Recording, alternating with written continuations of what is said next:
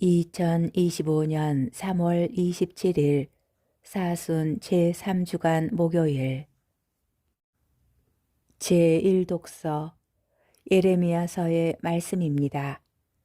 주님께서 이렇게 말씀하신다. 나는 내 백성에게 이런 명령을 내렸다.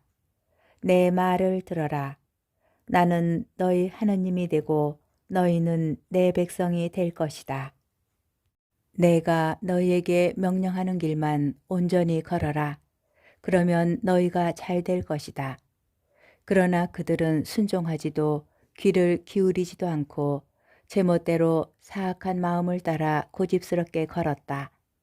그들은 앞이 아니라 뒤를 향하였다. 너희 조상들이 이집트 땅에서 나온 날부터 오늘에 이르기까지 나는 내 모든 종들 곧 예언자들을 날마다 끊임없이 그들에게 보냈다.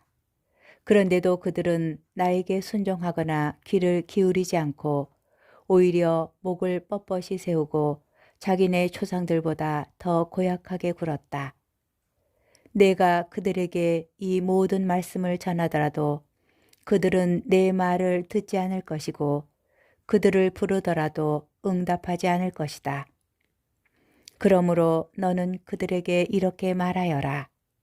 이 민족은 주 그들의 하느님의 말씀을 듣지 않고 훈계를 받아들이지 않은 민족이다. 그들의 입술에서 진실이 사라지고 끊겼다. 주님의 말씀입니다. 복음, 루카복음 11장 14절에서 23절의 말씀입니다. 그때에 예수님께서 벙어리 마귀를 쫓아내셨는데 마귀가 나가자 말을 못하는 이가 말을 하게 되었다. 그러자 군중이 놀라워하였다. 그러나 그들 가운데 몇 사람은 저자는 마귀 우두머리 베엘제불의 힘을 빌려 마귀를 쫓아낸다 하고 말하였다. 다른 사람들은 예수님을 시험하느라고 하늘에서 내려오는 표징을 그분께 요구하기도 하였다. 예수님께서는 그들의 생각을 아시고 이렇게 말씀하셨다. 어느 나라든지 서로 갈라서면 망하고 집들도 무너진다. 사탄도 서로 갈라서면 그의 나라가 어떻게 버텨내겠느냐.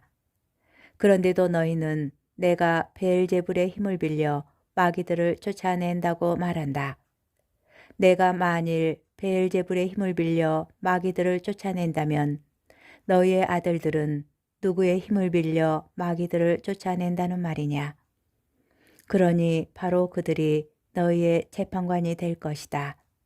그러나 내가 하느님의 손가락으로 마귀들을 쫓아내는 것이면 하느님의 나라가 이미 너희에게 와 있는 것이다. 힘센 자가 완전히 무장하고 자기 저택을 지키면 그의 재산은 안전하다. 그러나 더 힘센 자가 덤벼들어 그를 이기면 그 자는 그가 의지하던 무장을 빼앗고 저희끼리 전리품을 나눈다. 내 편에 서지 않는 자는 나를 반대하는 자고 나와 함께 모아들이지 않는 자는 흩어버리는 자다. 주님의 말씀입니다. 오늘의 묵상.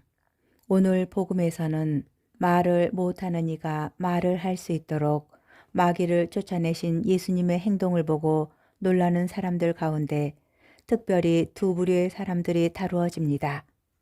하나는 예수님께서 베엘제불의 힘을 빌려서 마귀를 쫓아낸다고 말하는 부류이고 다른 하나는 예수님을 시험하려고 그분께 하늘에서 내려오는 표징을 요구하는 부류입니다. 예수님께서는 그들의 생각을 아시고 말씀하셨다고 하는데 그 말씀의 내용을 보면 첫 번째 부류의 사람들이 가지고 있었던 생각에 대한 일종의 답변인 것 같습니다. 베엘제불의 힘을 빌려서 마귀를 쫓아낸다는 생각이 왜 잘못되었는지를 자세히 설명해 주시는 듯합니다. 마치 베엘제불의 힘을 빌렸을 것이라는 생각도 그럴 만하다고 이야기해 주시는 것 같습니다. 반면에 두 번째 부류의 사람들에게 예수님께서는 아예 아무런 말씀도 하시지 않습니다. 이들은 예수님께서 이미 표징을 보여주셨는데도 예수님을 믿지 못하고 하늘에서 내려오는 다른 표징을 보여달라고 하십니다. 이 모습은 제1독서에 나오는 에레미야 예언자 시대의 사람들을 떠오르게 합니다. 주님께서 예언자를 통하여 이미 말씀을 전하셨지만 그들은 주님의 말씀을 듣지 않고 훈계도 받아들이지 않았습니다. 예수님께서 아무 말씀도 하시지 않았지만 그렇다고 두 번째 부류의 사람들을 포기하신 것은 아닙니다. 예수님께서 마귀를 쫓아내는 표징을 보여주실 때 적어도 그들은 그 자리에 주님과 함께 있었습니다.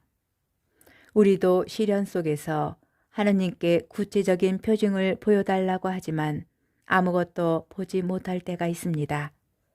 그때 우리가 이미 하느님의 사랑 안에 있음을 결코 잊지 않을 은총을 청해야 하겠습니다.